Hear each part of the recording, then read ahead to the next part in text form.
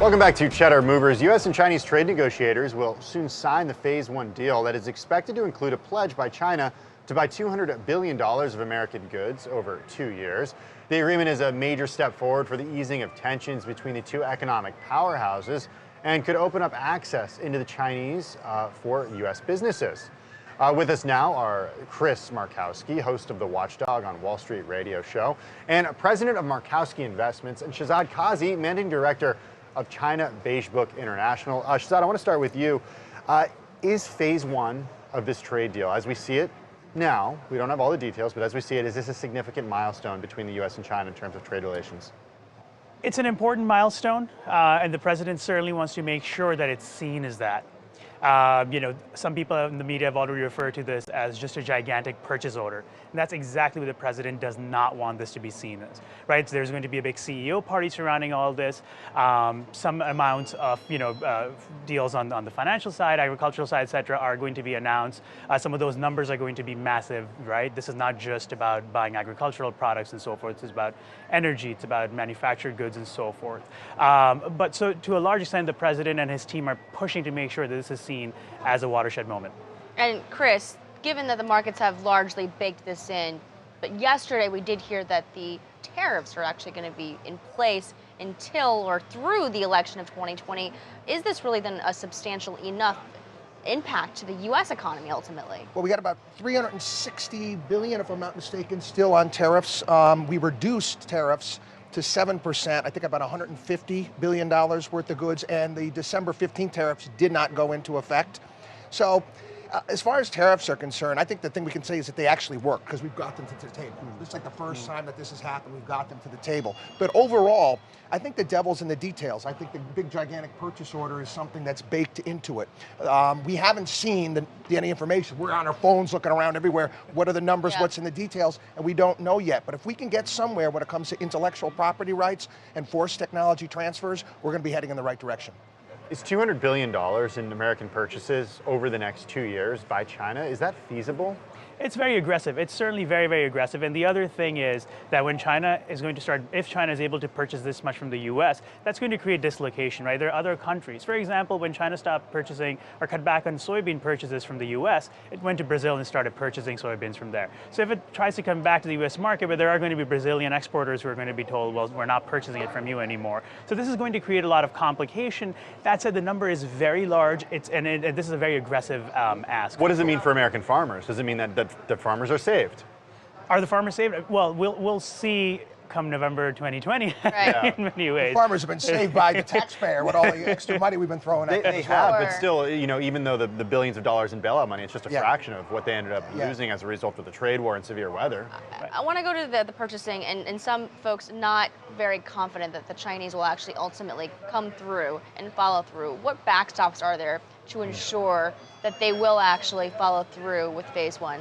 I mean, the stick is a reimposition of tariffs, right? That's the whole threat out there. The other one, of course, is no tariff relief till the administration grades you on compliance and says, yes, you're doing a good enough job. You're making good on the agreements that that you've made with us. So it's sort of that carrot and stick approach going on. Yeah, there's some parts, again, we haven't seen the devil in details yet, but there are parts of the deal where they said there's a 90-day window where we're supposed to go and we have some sort of talks that we have, and if not, whoop, the sword comes down, and it's the idea it's going to get more tariffs again, and they don't want that. What do you want to see in a Phase 2 trade deal? Oh, intellectual property protection, no more forced technology transfers, opening up of their banking system, and I'm asking for a lot. I also don't want them subsidizing so many of their companies there. An equal playing field. We always talk about free trade, and global system. We want free trade, we want free trade. No, we want fair trade. We want a level playing field. If you're playing in a ball game and somebody gets 6 strikes in a round and somebody gets 3, it's no fun. But what are the changes that the Chinese government would have to make to the way that workers work in China, like typical work week in China, for example? Would that be a level playing field? Wow, that would be fantastic. But we're having a difficult time even doing that with Mexico and Canada. I think that's a bit of a bridge too far, don't you think? Yeah, absolutely. I think the things that would ideally be in a Phase 2 would be things that Chris just mentioned. Cutting back on subsidies to firms in China, right? That's a huge part of the structural reform that we'd be looking for. But I think that's where we have to point out that Phase 2 is far, far away, right? Even just now, Secretary Mnuchin tweeted out and said, look, phase 2 might be more of a phase 2A, B, and C. What does that tell you? Little by little. Exactly, absolutely. The Chinese have come out and said, we're not talking about phase 2 at all right now. And phase 2 includes things that, quite frankly, the president himself hasn't really cared about as much. Sure. Right? He cares more about the trade deficit. He wants to shrink that, and that's how that's a prism through which he sees this problem. Sure.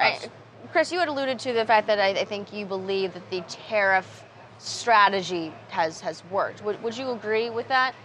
Well, it certainly brought the Chinese, to the table, right? And it has told them that they need to make certain changes. Even so far, if they're superficial, again, we don't know the details, and we may not know the details, whether it's related to intellectual property and directives. I'm asking also because we're, in a very minor way, also implying in some ways to the European side that we are unhappy with certain things. I mean, we're very small amount of tariffs on, fine goods that wine, olive oil, things like that. So what does this signal about the other relationships that are sort of up in the air a little bit here as well? Well, I think it's a big sticking point as well. They had over this whole negotiation that we couldn't get the new NAFTA deal done, and that's supposed to come through this week. Hopefully, we'll see. And the more people that we have on our side going to China, the better off we're going to be. And yeah, you mentioned Europe as well. They just want to impose this new digital tax, and that's a big deal. The French are pushing that. It was actually on us. Yes, yep. Exactly. And again, we may impose tariffs on them on their goods. That's another thing that we need to work on moving forward. But again, the more we open up, the better off we're going to be. But again, it has to be a level playing field. It has to be fair. Shahzad, I want to end with you. In terms of when these tariffs will be gone, do you predict that it will happen at all before the end of 2020? The tariffs on all Chinese goods? Absolutely not. That's been completely shelved for about 10 months. No further tariff relief is going to be given to the Chinese. Essentially, that means is, Trump needs to win the election, and then we can potentially talk about it. Even if there's a Democratic president in office in Jan 2021, these tariffs are not going away. This is sort of akin to inheriting any other actual war. And the next president will very much inherit a war with China, and we'll have to figure out how to fight and then how to ultimately figure out another deal. All right, strap in, get comfy. It's going to be a while. Guys, thank you so much for being with us. That's Chris Markowski. He is the host of the Watchdog on Wall Street radio show, and he's also the president of Markowski Investment, also a good friend of the show. Shahzad Kazi, he is the managing director of China Facebook International. Thanks to you both.